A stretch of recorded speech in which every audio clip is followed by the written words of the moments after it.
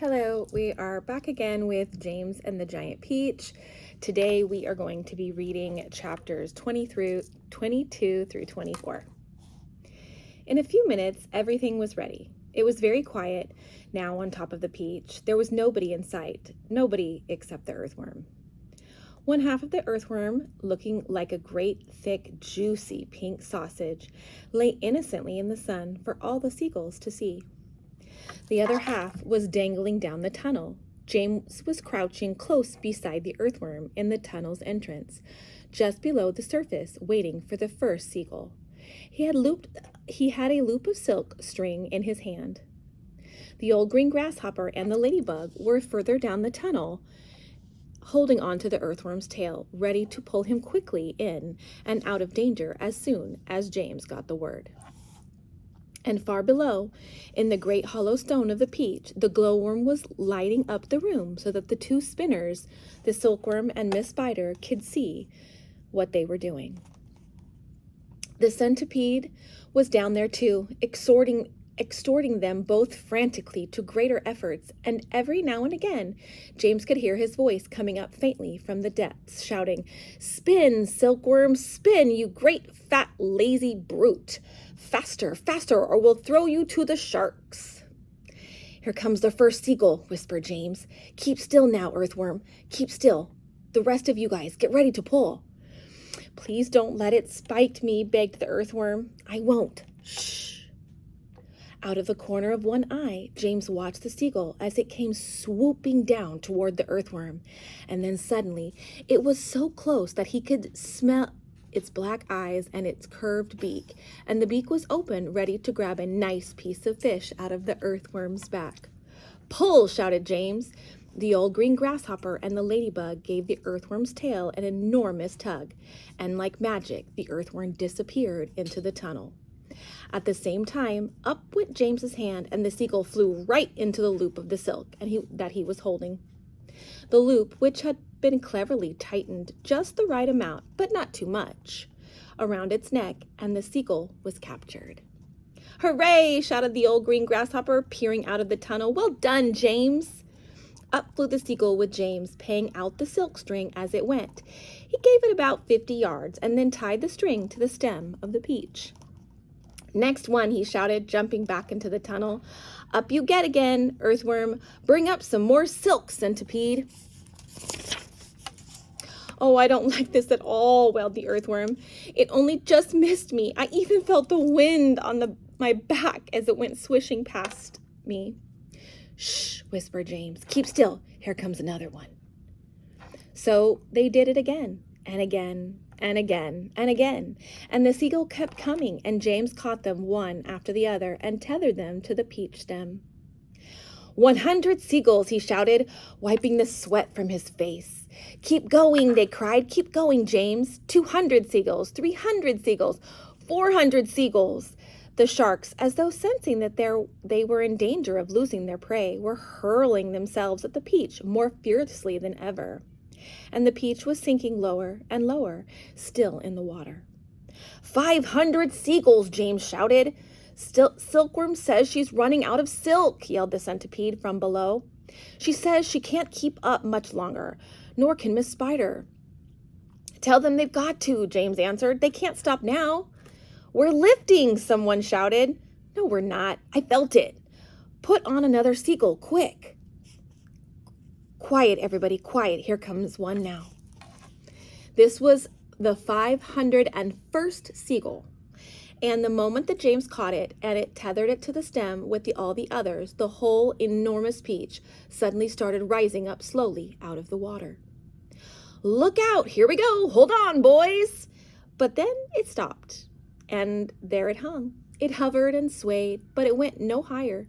The bottom of it was just touching the water. It was like a delicately balanced scale that needed only the tiniest push to tip it one way or the other. "One more will do it," shouted the old green grasshopper, looking out of the tunnel. "We're almost there."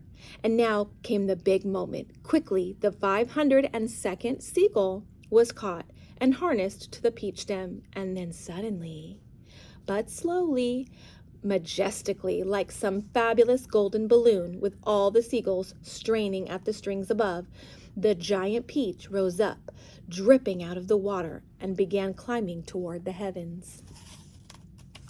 Okay, chapter 23. In a flash, everybody was up on top. "Oh, it's beautiful," they cried. "What a marvelous feeling." "Goodbye, sharks. Oh boy, this is the way to travel." Miss Spider, who was literally squealing with excitement, grabbed the centipede by the waist, and the two of them started dancing. Around and around the peach stem together. The earthworm stood up on his tail and did a sort of wriggly of joy all by himself. The old green grasshopper kept hopping higher and higher in the air. The ladybug rushed over and shook James warmly by the hand. The glowworm, who at the best of times was a very shy and silent creature, sat glowing with pleasure near the tunnel entrance. Even the silkworm, looking white and thin, completely exhausted, came creeping out of the tunnel to watch the miraculous ascent. Up and up they went, and soon they were as high as the top of a church steeple above the ocean. "I'm a bit worried about the peach," James said to the others, as soon as all the dancing and the shouting had stopped. "I wonder how much damage those sharks have done to the underneath. It's quite impossible to tell from up here." "Why don't I go over the side and make an inspection?" Miss Spider said. "It'll be no trouble at all, I assure you." And without waiting for an answer, she quickly produced a length of silk thread and attached the end of it to the peach stem. "I'll be back in a jiffy," she said, and then she walked calmly over to the edge of the peach and jumped off, paying out the thread behind her as she fell. The others crowded anxiously around the place where she had gone over. "Wouldn't it be dreadful if the thread broke?" the ladybug said. There was a rather long silence. "Are you all right, Miss Spider?" shouted the old green grasshopper. "Yes, thank you," her voice answered from below. "I'm coming up now." And up she came, climbing foot over foot up the silk thread, and at the same time tucking the thread back cleverly into her body as she climbed past it. "Is it awful?" they asked her. "Is it all eaten away? Are there great holes in it everywhere?" Miss Spider clambered back onto the deck with a pleased but also rather puzzled look on her face. "You won't believe this," she said, "but actually there's hardly any damage down there at all. The peach is almost untouched. There are just a few tiny pieces out of it here and there, but nothing more." "You must be mistaken," James told her. "Of course she's mistaken," the centipede said. "I promise you I'm not," Miss Spider answered. "But there were hundreds of sharks around us. They churned the water into a froth. We saw their great mouths opening and shutting." "I don't care what you saw," Miss Spider answered. "They certainly didn't do much damage to the peach." "Then why did we start sinking?" the centipede asked. "Perhaps we didn't start sinking," the old green grasshopper suggested. "Perhaps we were all so frightened that we simply imagined it." This, in point of fact, was closer to the truth than any of them knew. A shark, you see, has an extremely long, sharp nose, and its mouth is set very far awkwardly underneath its face and in a long way back. This makes it more or less impossible for it to get its teeth into a vast, smooth, curving surface, such as the side of a peach. Even if the creature turns onto its back, it still can't do it because the nose always gets in the way. If you have ever seen a small dog trying to get its teeth into an enormous ball, then you would be able to imagine roughly how it was with the sharks and the peach. "It must have been some kind of magic," the ladybug said. "The holes must have healed by themselves." "Oh, look, there's a ship below us," shouted James. Everybody rushed to the side and peered over. None of them had ever seen a ship before. "It looks like a big one.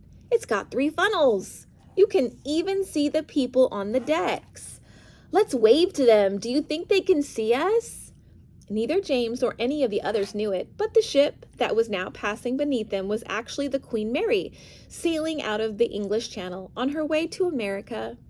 And on the bridge of the Queen Mary, the astonished captain was standing with a group of his officers, all of them gaping at the great round ball hovering overhead. "I don't like it," the captain said. "Nor do I," said the first officer. "Do you think it's following us?" said the second officer. "I'll tell you, I don't like it," muttered the captain. "It could be dangerous," the first officer said. "That's it," cried the captain. "It's a secret weapon. Holy cats, send a message to the Queen at once. The country must be warned, and give me a telescope." The first officer handed the telescope to the captain. The captain put it to his eye. "There's birds everywhere," he cried. "The whole sky is teeming with birds. What in the world are they doing? And wait a second. There are people on it. I can see them moving. There's do I have this darn thing focused right? It looks like a little boy in short trousers.